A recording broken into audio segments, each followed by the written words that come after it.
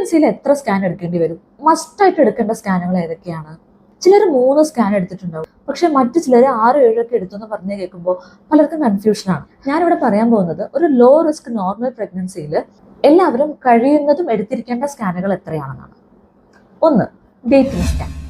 ഇത് പ്രഗ്നൻസിയുടെ തുടക്കത്തിൽ എടുക്കുന്നത്. പ്രഗ്നൻസി യൂട്രസ് തന്നെയാണ്, ട്യൂബിലൊന്നും അല്ല, ട്വിൻസ് അല്ല, കുഞ്ഞ് രൂപപ്പെട്ടു, അതിന്റെ ഹാർട്ട് ബീറ്റ് ഒക്കെ വന്നു, ഓക്കെ ആണ്, വേറെ അകത്ത് ബ്ലീഡിംഗ് ഒന്നും ഇല്ല, യൂട്രസും ഓവറീസും ഒക്കെ നോർമലാണ്, ഇതൊക്കെ അറിയാൻ വേണ്ടി എടുക്കുന്ന സ്കാൻ.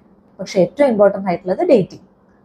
കുഞ്ഞിന്റെ വളർച്ച മെൻസസ് വെച്ച് കറസ്പോണ്ടിങ് ആണ്, അല്ലെങ്കിൽ ഈ സ്കാൻ വെച്ചിട്ടായിരിക്കും നിങ്ങളുടെ പ്രഗ്നൻസിന് ഡേറ്റ് ചെയ്യാൻ പോകുന്നത്.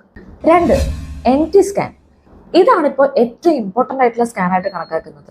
നിങ്ങളുടെ കുഞ്ഞിന് ജനിതക പ്രശ്നങ്ങൾ ഉണ്ടോ എന്ന് നേരത്തെ തന്നെ സ്ക്രീൻ ചെയ്യുന്നത് ഈ സ്കാനിൽ കുഞ്ഞിന്റെ കഴുത്തിന്റെ പുറകിലെ കട്ടിയായിട്ടുള്ള NTയും നേസൽ ബോണും വെച്ചും പിന്നെ ഇതോടൊപ്പം ചെയ്യുന്ന ഡബിൾ മാർക്കർ എന്ന ബ്ലഡ് ടെസ്റ്റും വെച്ചാണ്. കഴിഞ്ഞില്ല, ഈ പ്രഗ്നൻസിയിൽ BP വളർച്ചക്കുറവൊക്കെ വരുമോ എന്ന് സ്ക്രീൻ ചെയ്യാനുള്ള ഡോപ്ലർ ടെസ്റ്റ്, നിങ്ങളുടെ സെർവിക്സിന്റെ ലെങ്ത്, പ്ലാസന്റയുടെ ലൊക്കേഷൻ ഒക്കെ ഇവിടെ അറിയാനും പറ്റും.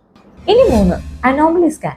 ഇപ്പൊ കുഞ്ഞ് കുറച്ചുകൂടെ വലുതായില്ലേ, അപ്പൊ എല്ലാവരും 5ാം മാസത്തിലെ സ്കാൻ എന്ന് പറഞ്ഞെടുക്കുന്നത് കുഞ്ഞിന്റെ ശാരീരികമായിട്ടുള്ള വൈകല്യങ്ങളും പ്രശ്നങ്ങളും കുറച്ചുകൂടെ ഡീറ്റെയിൽഡ് ആയിട്ട് അറിയാൻ വേണ്ടി എടുക്കുന്ന സ്കാനാണ്. ഇതോടെ നിങ്ങളുടെ കുഞ്ഞിന്റെ സ്ക്രീനിങ് കഴിഞ്ഞു, ഇനി കുഞ്ഞിന്റെ വളർച്ചയാണ്. So 4. Growth scan. Growth scans. ഇത് ഒറ്റ സ്കാൻ അല്ല. ചിലരിത് ഡെലിവറിക്ക് മുമ്പായിട്ട് 9ാം മാസം എല്ലാം ഓക്കെ ആണെന്ന് അറിയാൻ വേണ്ടി മാത്രം ഒറ്റ സ്കാനായിട്ട് എടുക്കാറുണ്ട്. പക്ഷെ ഒരു ബെറ്റർ പ്രഗ്നൻസി ഔട്ട്കമ്മിന് ഇത് പോരാ. മിനിമം ഒരു 2 സ്കാനെങ്കിലും 7ാം മാസത്തിലും പിന്നെ ലാസ്റ്റ് ആയിട്ടും എടുക്കുന്നതായിരിക്കും നല്ലത്.